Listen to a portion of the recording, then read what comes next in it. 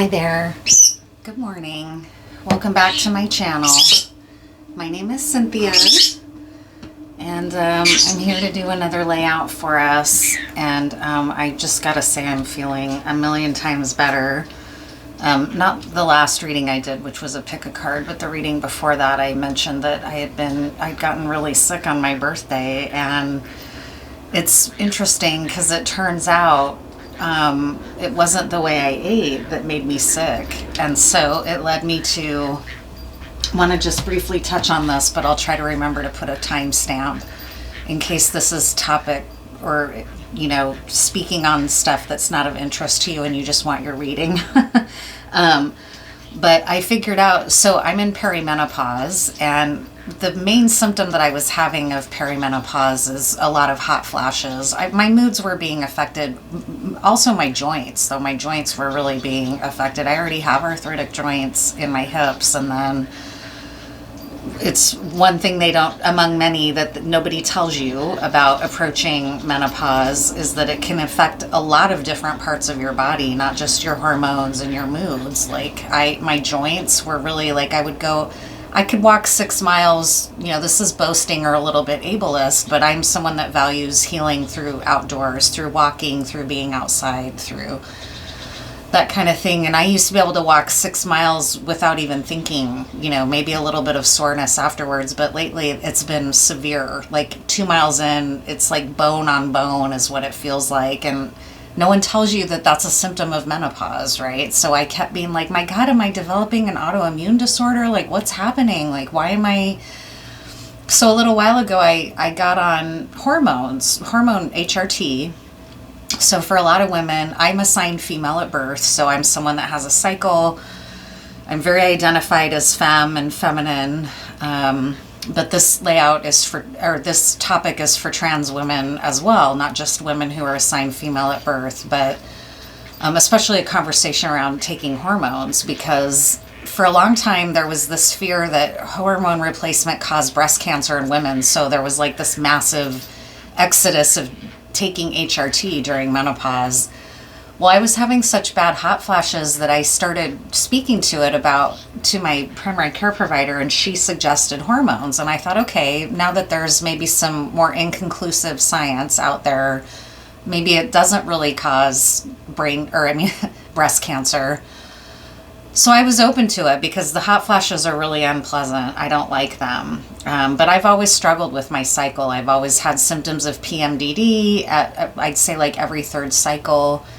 Birth control is something that really helped me when I was younger and on birth control, just the regular estrogen inclusive pill. I loved it. It changed my life. It made my periods way better. It made my hormonal migraines go away, which you're not supposed to take estrogen apparently if you're someone with a history of migraines, but for me it had the opposite effect. I had fewer migraines. But what I'm getting at is that women's health is so poorly studied that nobody knows what the fuck, right? So nobody's been talking to me openly or at length about perimenopause and going into menopause. Women are relegated to like, we have to find out from each other. And it leads me to this book that was written during the second wave feminist movement, Our Bodies, Our Selves. This is my copy. It's the edition that came out in 2004, but there's a more current edition that was published in 2011. And the Boston Women's Health Collective also has published Trans Bodies, Trans Selves, specifically for trans women, which I think is, or maybe not even specifically for trans women, but for trans people. And this book has been a lifesaver to so many women, because I don't know about you, but half the time I have to debate whether I even want to go to the doctor when I really should go to the doctor, because when you end up in the doctor's office as a woman, unless you find a gem in the midst of a lot of overworked doctors that just don't care, like it's hard to find a doctor that will take you seriously and not act like you're telling them symptoms and they are responding with suspicion or doubt or skepticism. Like that's so sadly common that, at least for me, I don't want to go to the doctor very frequently because I don't want to deal with that. I don't want to have to deal with overcoming the hurdle of my doctor not believing me when I'm telling them about my symptoms, right? And I mean, it's an example of this is fibromyalgia, which I think mostly impacts women who are trauma survivors, because trauma can rewire our nervous system and then cause things like autoimmune disorders, which now that science is finally catching up to the impacts on the body from trauma, you know, for a long time, lots of doctors and even rheumatologists didn't believe that fibromyalgia was real. They thought it was just a bunch of hysterical women that had a psychiatric problem. Well, what finally is starting to bear out is that it is real, and that there's now science bearing out what women have been saying forever. So the long and short of it for me is that I got so super sick on my birthday. I thought it was from junk food. Then I started thinking maybe it was from taking too many NSAIDs because I have arthritis in my hips. But, you know, if you complain too much about pain, your doctor thinks you're pain med seeking, right? So it's just a fucking clusterfuck of challenges, especially if you're a woman or if you're poor and you want to go to the doctor. You're treated not very well. And right now I'm on Oregon Health Plan. So I ended up in the ER that day because I got so sick. Nothing came of it other than the doctor's like, you're fine, you're just bloated. And I'm like, what the fuck, dude? I know the difference. I know from bloated, like, this is bloated. That's why I went in, because I was bloated, but it was severe. Like, I thought I had like a obstruction possibly in my bowel or whatever. I'm like, please do not condescend to me and tell me you're just bloated, right? Like, they didn't do a full ultrasound. They did a very targeted spot where they thought the problem might be. So I had to come home and do my own research, because I've continued to be that bloated and uncomfortable and in stomach pain and having all kinds of shit like going on. And I'm like, God, am I getting an autoimmune disorder? Like, what is going on? I started thinking maybe it was a lupus outbreak or some type of other like fibromyalgia. Well, so guess what? It was my fucking hormones. It was my transdermal hormone patch that was causing all of these symptoms. And I never even thought. No one talked to me about the possible side effects of the patch. No one told me what to watch out for. No one told me when to stop taking it. It turns out it can cause gallbladder problems. It can cause severe chronic bloating. It can cause gastritis. Those were symptoms that I had that nobody once mentioned to me, but it's all in the paperwork for the combi patch, which is the hormones I was taking. So the other symptom I was having was like bleeding way more than I would have ever wanted to, right? I already am fed up and kind of done with the whole cycle thing, as much as I'm going through some grieving as well about no longer, just there's a lot there to unpack for women. Anyways, so yesterday I took the combi patch off because I'm like, fuck this, I'd rather just deal with hot flashes. Like, why didn't anyone talk to me about this or say, here's what to watch out for? Not even the pharmacist. They just told me, have you ever used a transdermal patch of any kind? And I'm like, yeah, I have, but what does that tell me about hormones and what women are experiencing when they take? So, I mean, within like 3 hours, my bloating was in half. My mood feels normal again. I don't feel so, like I was almost getting edema, which is like severe water retention beyond like just the normal period level. So I highly recommend this book, because if you don't like going to the doctor and you're someone who identifies as a woman, this book can be a lifesaver to go into first. And it can also be a good book to reference while you're at the doctor, instead of just saying, well, I looked online and I think blah, blah, blah, because most doctors, I think, are fatigued of patients saying that, as much as we should be involved in our own health. This is a trusted source by feminist doctors from Boston, from the Ivy League triangle, right, of academic institutions. It's a trusted source for women's health. And so you can always say, like, well, I looked in our bodies ourselves and this is what it's saying about my symptoms, right? Like, it's just an important book. And I'm very grateful to it. And so now that I had that experience, it's like, shit, I'm going to go tell it all to my women friends because I'm ahead of a lot of my women friends who are not approaching menopause yet, or are just maybe now going to come up on perimenopause soon. So anyways, I just wanted to say that, because turns out it wasn't just me eating, it wasn't me just being bloated, or your gallbladder's fine, or what, nobody was like, I mean, he did a basic assessment to make sure I didn't have some kind of a viral infection, but that's it. He didn't ask me anything about anything to do with my cycle or my hormones, or whether I mean, it's listed in there that I was on the combi patch. So it's because women's health is neglected. Women's bodies are not studied. It's Western medicine has real problems with that issue. And it could have saved me a lot of fear and confusion and frustration from having gone to the ER for something that felt so serious, only to be told you're fine, you're just bloated. You know, it's like I didn't want to spend all this time doing that. Like, and then only to find my own answer myself, which was to look at my own fucking paperwork, do my own fucking research, consult my own, you know, it's just, I could go on and on. So anyways, yeah, I'm going to put a timestamp.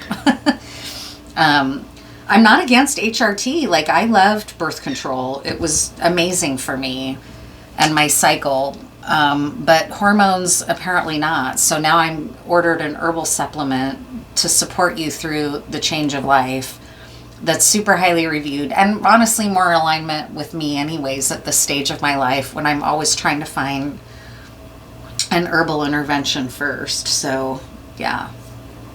Anyways, now I'm here to do just a reading for women and what's happening for us and our relationships with others or with an institution or whatever. This is going to be a reading for women assigned female at birth, trans women, femmes, right? What's going to be important for us to know at this time? We're in a retrograde. There's a lot of planetary stuff happening. You know, it's not called your moon cycle without reason. I seem to have synced up to the moon cycles because even in perimenopause, I often have a cycle either on a new moon or a full moon. That's the other thing I'm looking forward to about getting off, having these hormones get out of my system, is going back to the normal amount of bleeding that I'm used to doing. And that's the other frustrating thing. It's like women will report back like, hey, this birth control option or whatever, either it's excruciatingly painful, like having an IUD placed, or it causes bleeding for like 3 to 4 months, but hey, you weren't going to get pregnant. It's like, that, come on, we deserve better than that. Like, sure, try these hormones, it'll take care of your hot flashes, but now you're going to bleed out of control every week or every other day, or, you know, it's just like, that's not acceptable to me. Like, I'll just deal with the hot flashes, and actually I probably will find relief herbally. You know, I'm just more and more convinced all the time that women are better served with naturopathic medicine. But, you know, it's your body. You know who and what you trust your body with. And Western medicine is not something I'm against. And that's how I got on HRT, because I still believe in Western medical interventions, even though they fucking neglect women. In research and in all of it, you know, it's just a joke in some ways. So what is something that we have to look forward to right now in the collective and astrological energies as women? This is a divine feminine reading. What is important for you to understand about your relationships, divine femme?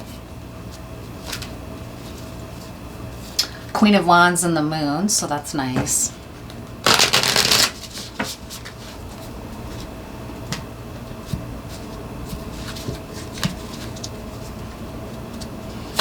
It's important to know for our relationships. This can be a relationship or group of relationships of any kind. What do we need to know as women and girls? And let's say non-binary too. I don't want to leave people out. Oh my God, I love it already. So the first card out the gate is the High Priestess card. So that's a lovely tone for a divine feminine reading. Being connected to our own mysteries, right? Our own ways of knowing as women.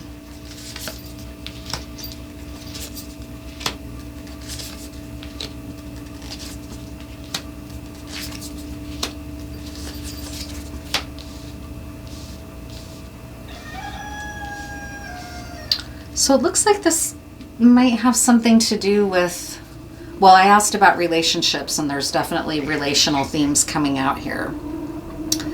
So in the cornerstone card, Divine Feminine, is this High Priestess energy. So you have arrived in your regal and strong feminine aspect. It's not the Empress card, but a High Priestess is a wise woman. She's a cunning woman.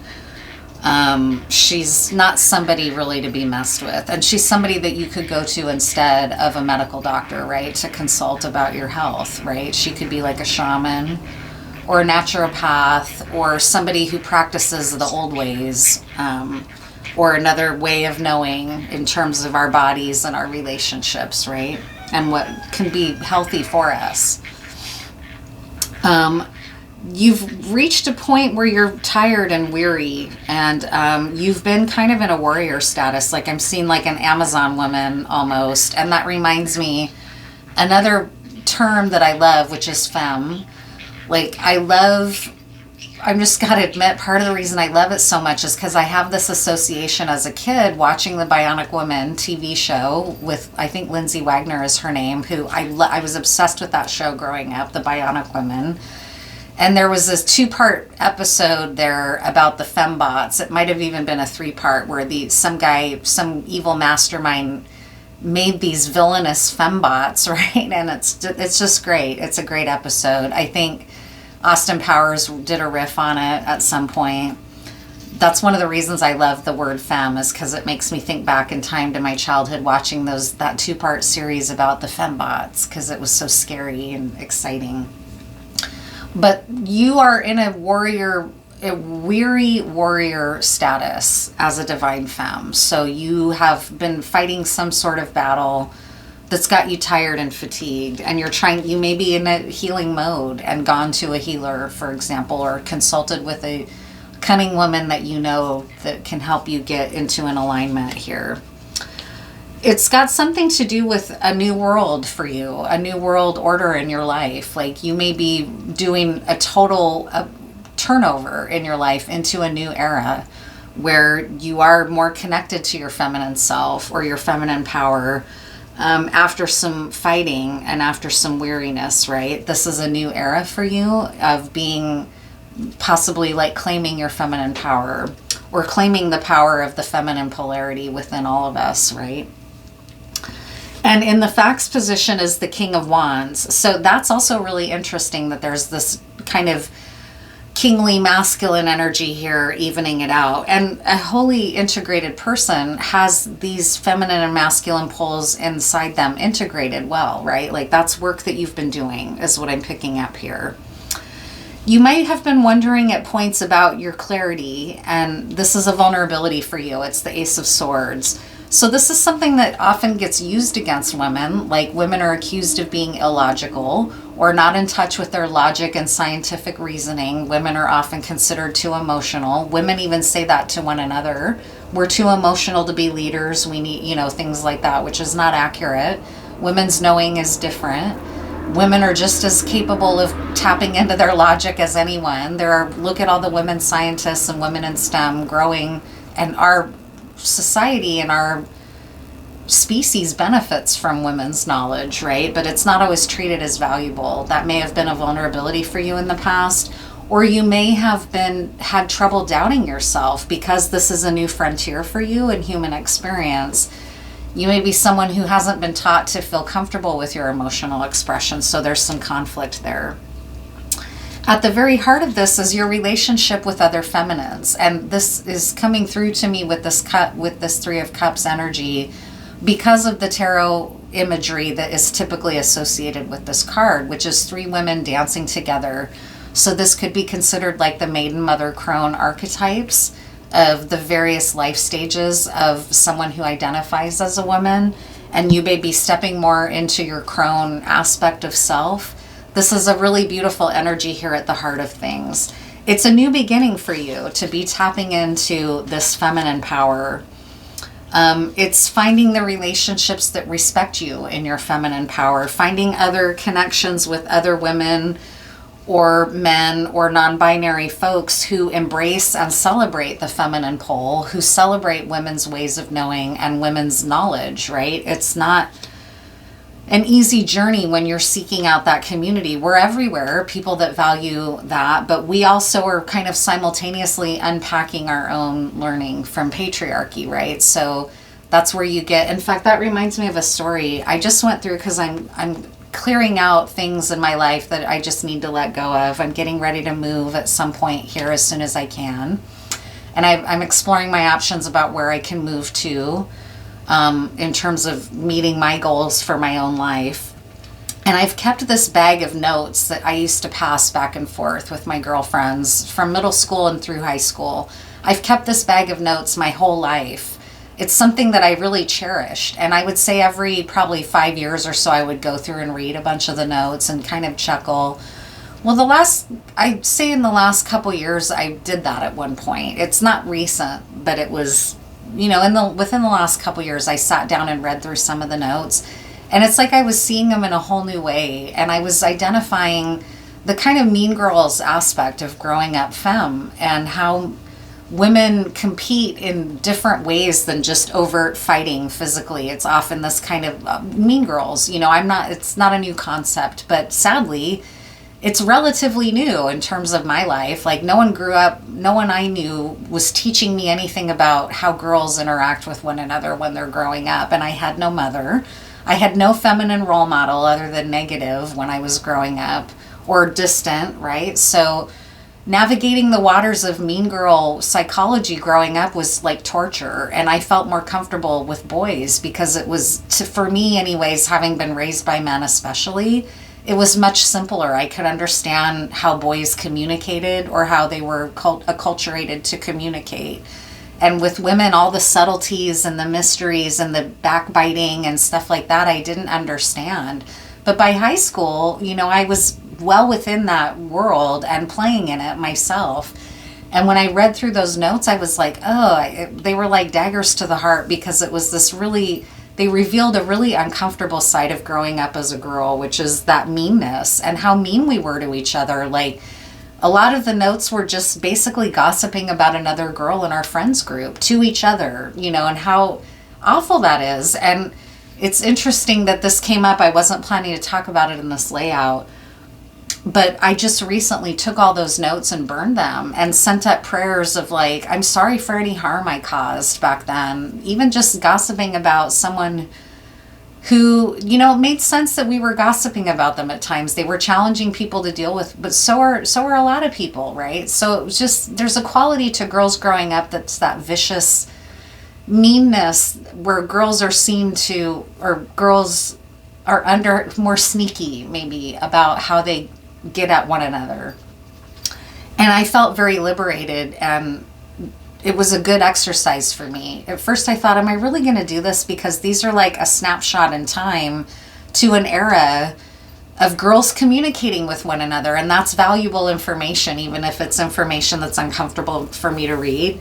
But ultimately I decided to go ahead and burn them, because they're my notes. It's not like I'm going to use them to write a book or anything. And it helped me release a lot of that sadness and angst and even guilt that I had, because I stood up for kids sometimes growing up, but I also participated in being a mean girl at times, right? So that's coming through really strongly. And it's wild that story came, or I just did that literally like not even a week ago, and I wouldn't have thought it would have come up, except for all this other stuff is coming up around being a woman. So your strength is that this is a new beginning for you.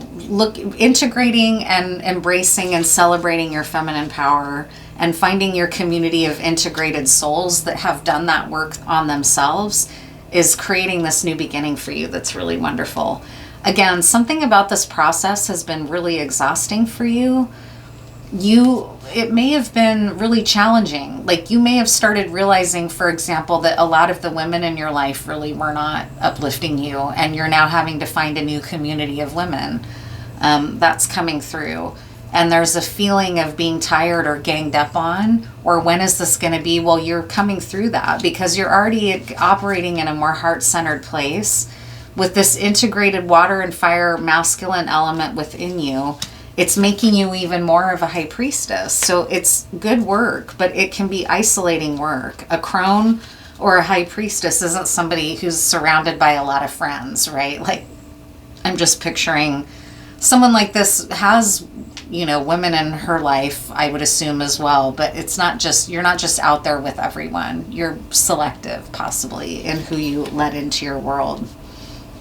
And that's coming through. So let's see what else. What else is happening in relationships for you, Divine Feminine? What is this layout saying to you? What's important for you to understand about this process that you're going through? Where things are headed is the King of Cups. There may literally be two king, sovereign, masculine energies in your life that you are learning about yourself through your engagement with these two masculine energies. That can often be that those types of relationships are reflecting back aspects of self to us and our own inner masculine, for example.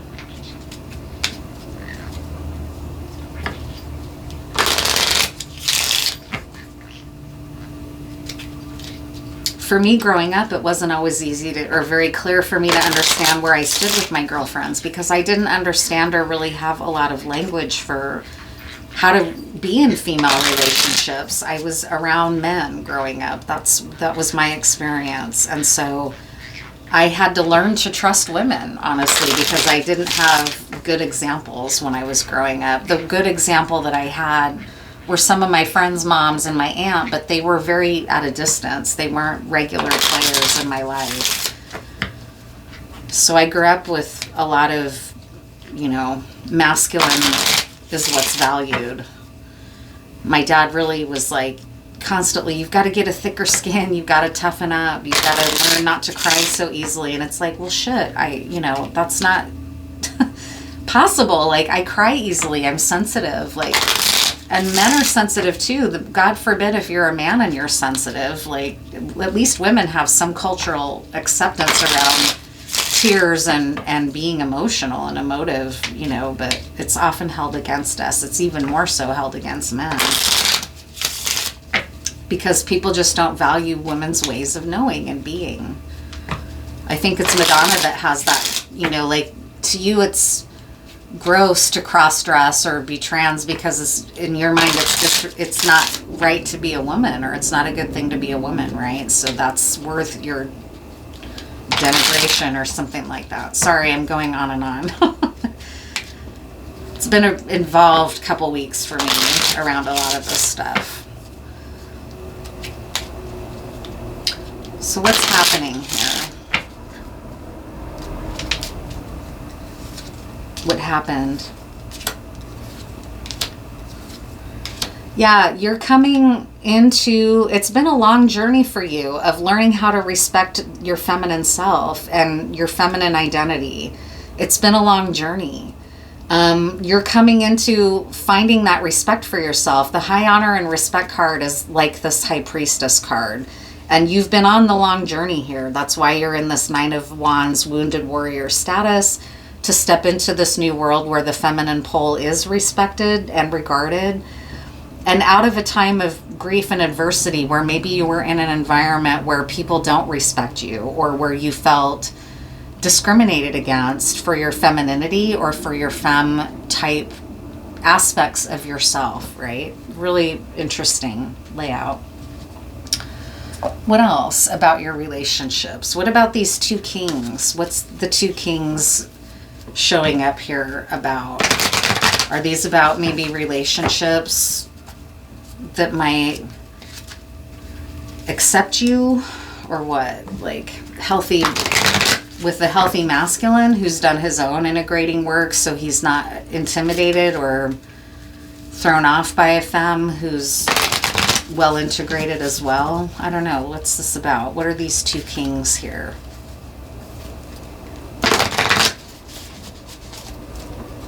What about these two kings? Exchanging gifts. A change in the wind. So there's something about relationships here specifically with these two kings. I asked for clarity about the two kings, and here's card 27. Exchanging gifts, and I'm going to choose the relationship card, or the relationship meaning of the card. Sorry, 27. Did I say 26? Love is an exchange of life force energy between two beings. It grows exponentially when it is reciprocated. You must give and receive in order for love to flourish and abundance to flow between you. This very much speaks to the feminine pole, which it should be receptive. But a lot of times under patriarchy and imperialism, women get forced into their masculine energy to survive, right? And so I don't want this to always be about like culturally acceptable gender expression. That's not what I'm getting at here, although this ties right into that. But you have been doing the hard work to get back into your feminine receptive, where you're giving and receiving, not just giving, right? Spirit wants you to start accepting all the blessings waiting for you, as well as to offer the same gift in return. Open your heart and allow it to be filled. Let love in and let it flow out of you too. Love is truly yours today. So this is the aspect of feminine and masculine energy that's coming into harmony within you. And it's interesting that it's coming out as these kings, not as queens, even though this is a divine feminine reading. It's the King of Wands, which is a very masculine, active card, and the King of Cups, which is more receptive and heart-centered and not active. He's more passive in not a negative way, but in a receptive way, right? Counteracted against this High Priestess. It's a super powerful energy, like Ascended Master type energy, or like I'm even seeing Saint Germain come through.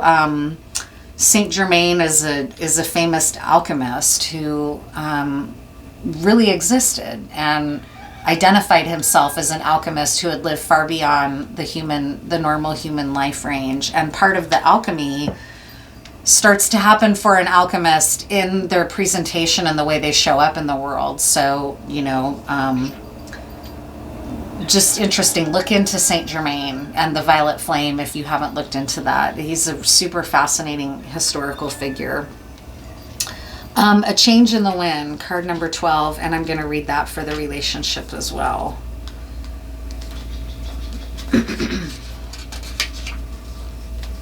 Relationships go through periods where partners seem out of sync with each other, and stormy emotions and moods threaten to take down the ship. Perhaps someone has a change of heart and leaves. These rough seas offer opportunities for mutual growth. A way for you to understand your own heart better and to know what you need to be truly happy. Rest assured that whatever is happening now, good will come from it. Take temporary shelter and remove yourself from drama. The air will clear and everything will be fresh and new again. This too shall pass. So yeah, it's been a rough journey where you keep wondering at points like, am I ever going to find people who can accept me and my power, right? Like I've definitely been there. I'm a vocal person. I don't mince words. I've earned my stripes in terms of my confidence to speak my truth. Even so, I have my limits though, right? Like I was not looking forward to going to the doctor and not being believed, even though I'm confident in my ability to deliver my symptoms accurately. I'm a clinical social worker. I coach clients in how to do that as well, how to be heard by their doctor, how to make the most and get the most out of their 15-minute primary care appointment that they've waited months for, right? So it's a process that you've been exhausted at times wondering, like, where is my community? Where are my people who are operating on my level and in my plane of having integrated my masculine and feminine, or, basically succeeding in that, right?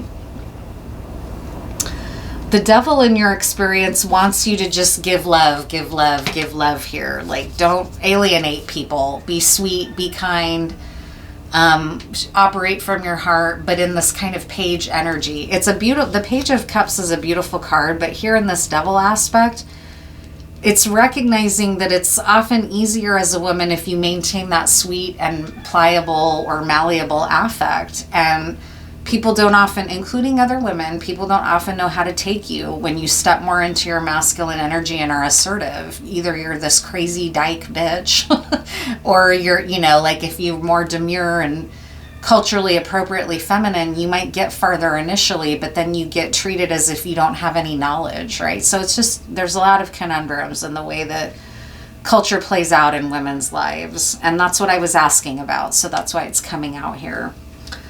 So I think what I'm going to do now is pull, what else? What else is important for you to know here?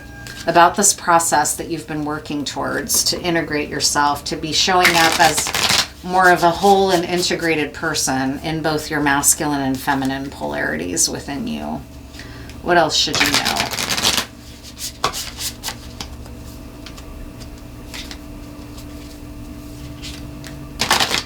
Oops.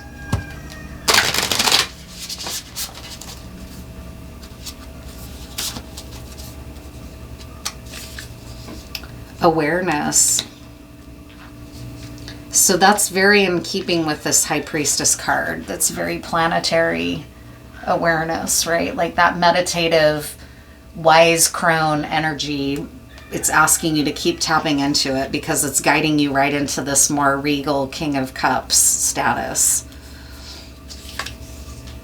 And your inner calling. Doing this work is part of your inner calling. So you're right in line with your soul's journey to be doing this integration work in yourself. It's not always respected though, and that might be why you're feeling tired and lonely or tired and frustrated in your fire element, because it may seem elusive, like where are the people that accept this, or where that's what you're looking for. That's at the very center, this Three of Cups. You're looking for community that's in alignment with you and where you're at with your own masculine and feminine. So I'm going to close out here with just some more tarot around this King of Cups and where the energy is headed. I got this deck recently. It's by Italian artists, but it's around the art and craft, Art Deco of Mucca. I love his work, and I have a muse or some kind of spirit guide that uses a lot of his style of imagery to communicate with me in very vivid, beautiful ways in meditation. So I looked for a deck that was inspired by his work, and of course there is one. He's super famous and popular as an image creator, right, in the past. I didn't realize he was Polish. I learned that recently. So let's see here. Tell us more about this King of Cups energy. What are the qualities of this King of Cups energy, where the energy is headed for you, Divine Feminine? The Three of Swords. The Page of Cups. Interesting. Oh man, I love it so much. It's such a beautiful and harmonized way to address the concept of the King of Cups here and how the King of Cups is showing up for you.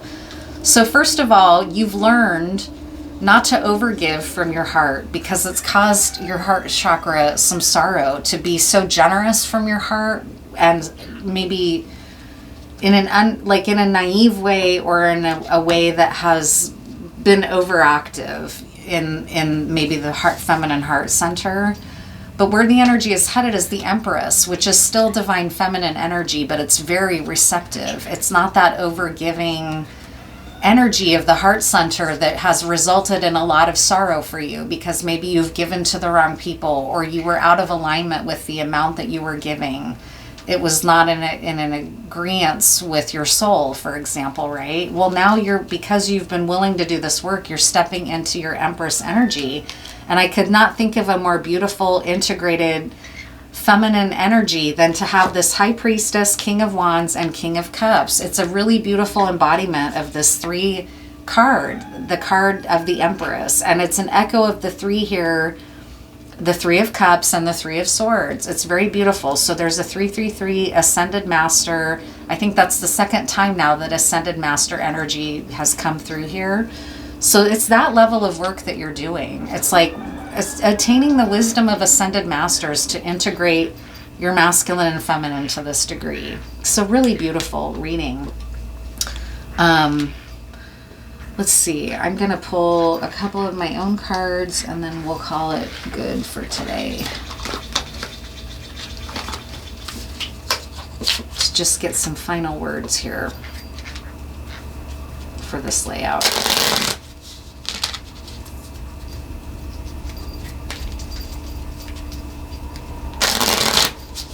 I'm telling you, as soon as I took that patch off and started just a self-care all yesterday and into today, I feel so much better.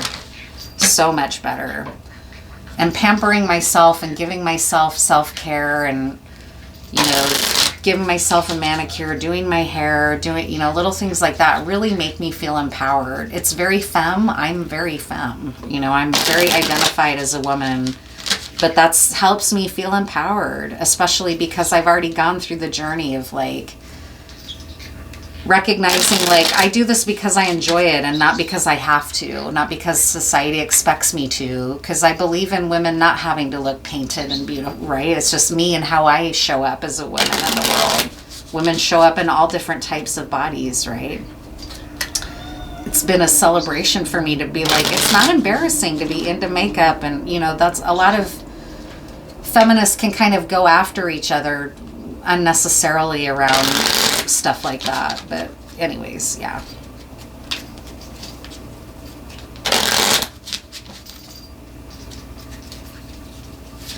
Probably white feminism is more accurate.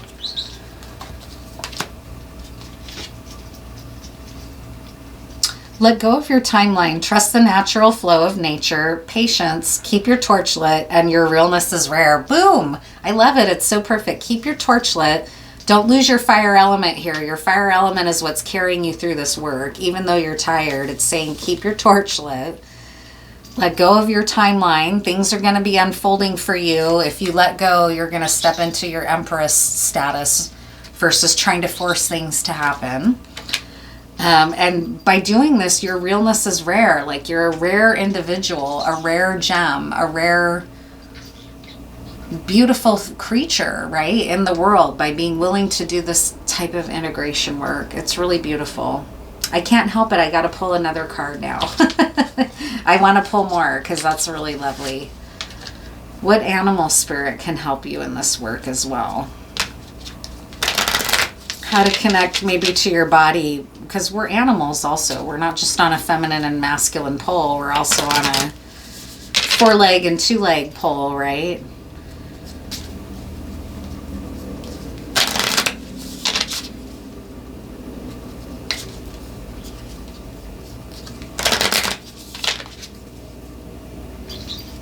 What animal can be a companion while you're finishing this, or not finishing this work, but continuing to allow this work to unfold within you?